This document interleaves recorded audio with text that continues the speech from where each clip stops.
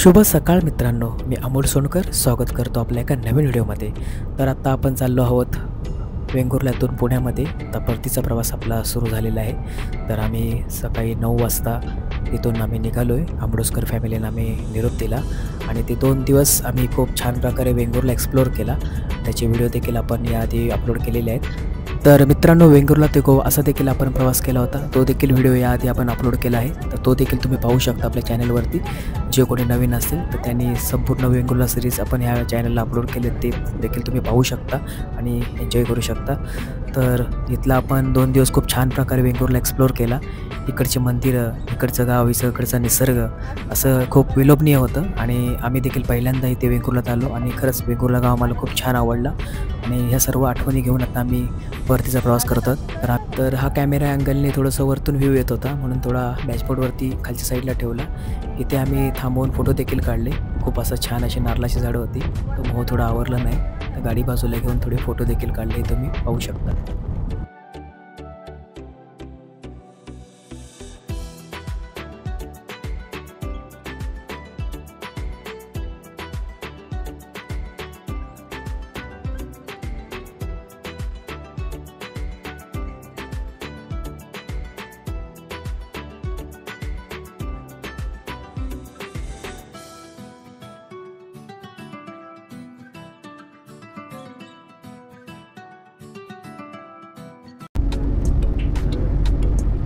तर मित्रांनो, आम्ही आता कुडालमध्ये आलेलो आहोत आणि NH66 मुंबई गोवा हायवेला प्रवास आपण त्यावरून सुरू केलेला आहे आणि आता मोठासा असा फ्लायओव्हर दिसतोय। तर आता खूप भारी दिसते सिनेरी समोर, असे ढग पण असे खूप छान दिसत, तसं काही जणू काही पेंटिंगच काढले आणि जबरदस्त लांब लचक हा फ्लायओव्हर आहे। तर खूप छान वाटते अशा रस्त्यांवरती गाडीसुद्धा देखील चालवायला। तर मगाशी आम्ही खरंच एक सुरेख वातावरण होतं अनसूर पालमधील पुलाजवळ। आम्ही थोडा वेळ तिथे थांबलो आणि काही छानसे फोटो देखील क्लिक केले।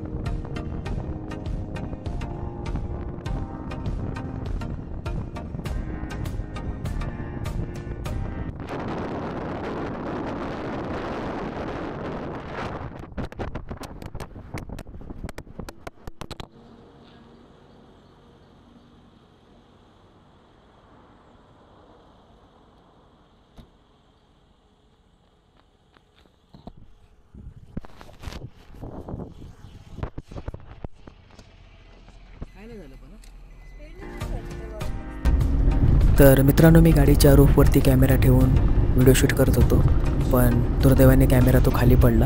तर कॅमेरा खरं मॅग्नेटिक आहे, पण माझी एक चूक अशी झाली की मी पॉवर कॉम्बो लावून वरती ठेवला। ॲक्च्युली पॉवर कॉम्बो काढायला पाहिजे होता आणि फक्त कॅमेरा जो अप्पर साईड आहे तीच ठेवायला पाहिजे होती। ती कितीही तुम्ही स्पीडने गाडी चालवली, हवा आली तरी ते पडत नाही आहे, ती थोडीशी चूक झाली।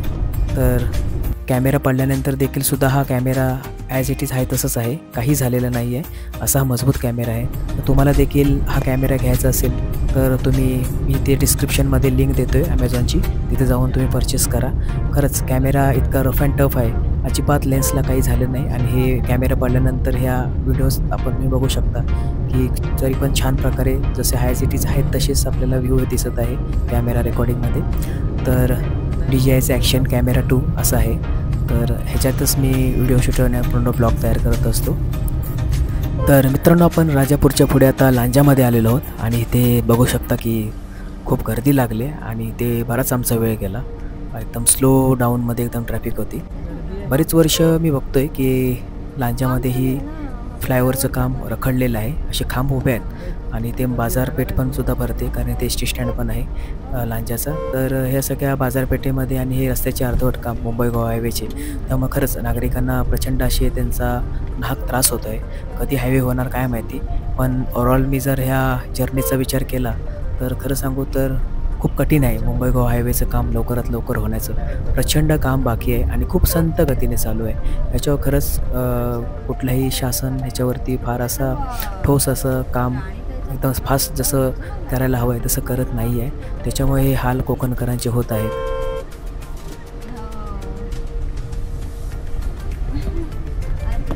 आज आमच्या बॅगा लपवून ठेवण्याचा आमचा प्लॅन होता. आता आम्ही निघणार होतो ना. तर मित्रांनो, आपण लांजाच्या पुढे आलेलो आहोत आणि इथे देखील तुम्ही बघू शकता की रस्त्याची कामं अजूनही सुरू आहेत, संथ गतीने सुरू आहेत आणि मोठं असं रुंदीकरण किंवा सिमेंटचे रोड एक साईडसुद्धा झालेले दिसत नाही आहे. जर आपल्याला जुना मुंबई गोवा हायवेची इथून या रस्त्यावरती जाताना आठवण होते, एकदम सिंगल रोड.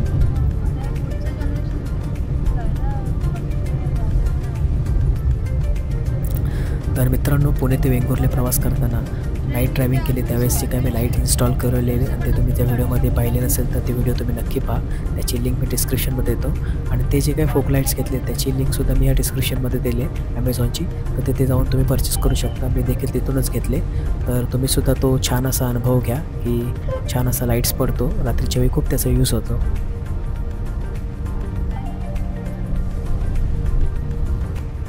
तर मित्रांनो, रत्नागिरी पाली या ठिकाणी आलेलो आहोत आणि इथे देखील रस्त्याची कामं अशी सुरू आहेत. तर बघू शकता हायवे अजून तसं पूर्ण नाहीच आहे. तर सिंधुदुर्गामध्ये जेव्हा आपण राजापूरपासून पुढे ते गोव्यापर्यंत रस्त्याची कामं छान आहेत, पण इथून खाली येताना जबरदस्त रस्त्याची कामं अशी सुरू आहेत आणि आत्ता आपण रत्नागिरीत जात आहोत. तर इथून असा पुढे आल्यानंतर इथे असं खूप छान असा व्ह्यू आपल्याला बघायला मिळतो आहे. तर मित्रांनो, आता 1 वाजला आहे. तर आत्ता छानसं हॉटेल बघून आम्हाला जेवायचं देखील आहे. आता भूक पण लागली आणि पुढे छानसं हॉटेल मिळालं की लगेच जेवण करून घ्यायचं आहे आणि पुढचा प्रवास पुन्हा सुरू करायचा आहे. तर मित्रांनो, आता आपण रत्नागिरी झरेवाडी या ठिकाणी आलेलो आहोत आणि इथला झरेवाडी गावापासून इथला रस्ता खूप आता छान भेटला आहे परत. तर इथे वरती रत्नागिरीतून खाली खेडला जाताना बघितलं कुडालपासून, तर रस्त्याचा जर बघितला अंदाज केला तर तो सगळीकडे चढ असा लागतो. असं स्टेबल स्ट्रेट हायवे नाही वाटत. तर बऱ्याच ठिकाणी असे घाटासारखे सुद्धा छोटे छोटे घाट लागले. तर संपूर्ण चढ असा लागला मला येताना इथे अनुभवतोय गाडी चालवताना. तर इथे थोडंसं आता रस्ता छान भेटला आहे. तर थोडीशी गाडी कवर करायची रस्ता आणि बराचसा वेळ आमचा ट्रॅफिकमध्ये गेला आणि छोटेसे असे अडचणीचे पॅच देखील येत होते. तर गाडी तेवढा स्पीड घेता येत नव्हती. त्यामुळे सध्या तरी मुंबई गोवा हायवेने खाली गोव्यापर्यंत जायला किंवा उत्तर कोकणात जायला थोडा वेळ लागतो आहे.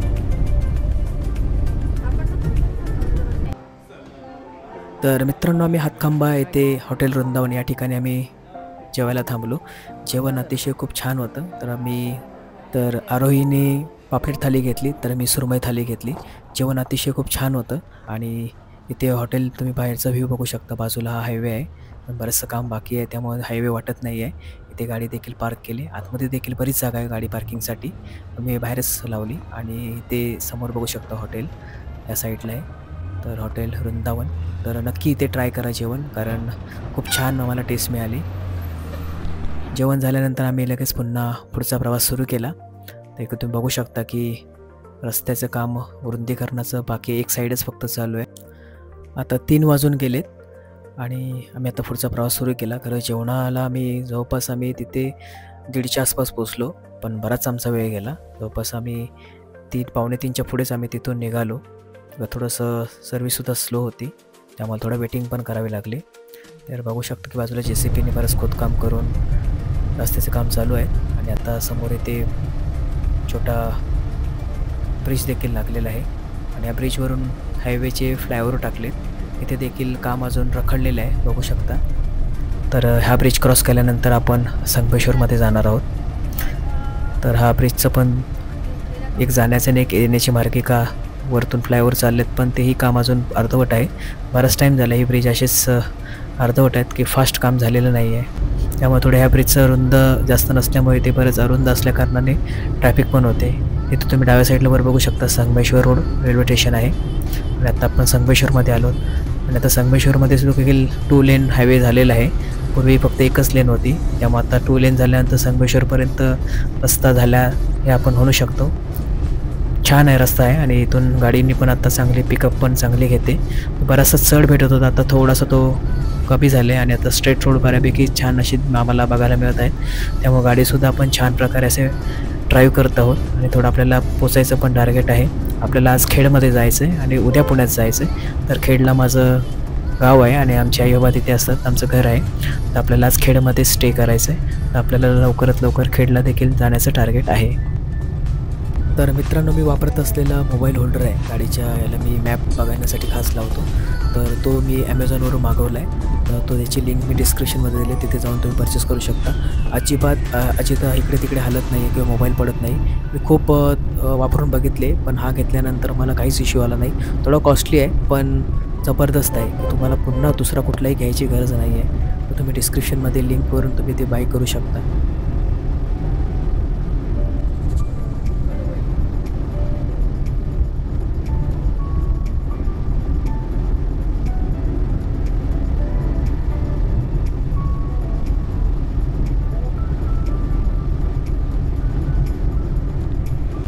मित्रांनो, संगमेश्वर तिथून तुरळ, मग आता सावर्डे मार्केट चिपळूण असं आपण जाणार आहोत. आता आपण सावर्डेच्या इथे पोचत आहोत आणि ते टोल नाका आहे. अजून काही टोल नाके सुरू नाही झालेले आहेत कारण हायवे संपूर्ण अजून तयार नाही आहे. तर इथे आपण पाहू शकता की इथे टोल नाका आहे. आता आपण टोल नाका क्रॉस करतो आहे आणि पुढे आता आपण सावर्डे शहरामध्ये आपण पोचणार आहोत.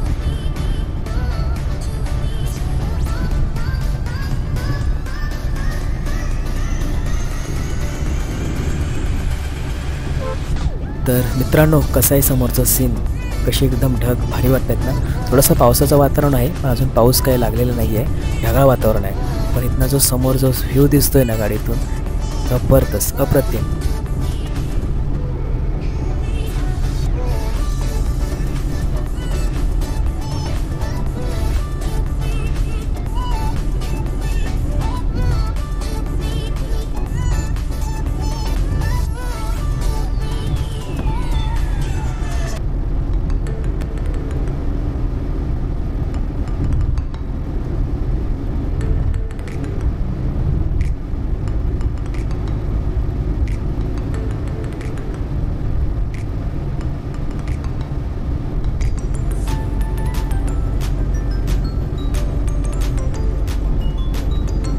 तर मित्रांनो, समोर देखील तुम्ही पाहू शकता जबरदस्त व्ह्यू दिसतोय आणि हा मुंबई गोवा हायवे आणि आजूबाजूचा निसर्ग आणि समोरची सिनेरी तर डोळ्याची पारणे फेडण्यासारखाच एकदम दृश्य होऊन गेलेलं आहे. तर आत्ता आपण सावर्डेच्या शहरातून आपल्याला पुढे चिपळूणला आपण जाणार आहोत. थोड्याच वेळात चिपळूणला पोहोचू. तर इथून देखील चिपळूण साधारण 16 किलोमीटरवरती चिपळूण आहे. तर आपल्याला लवकरात लवकर चिपळूणला पोचायचं आहे. थोडंसं आपल्याला गाडीमध्ये फ्युएल देखील फिलअप करायचं आहे.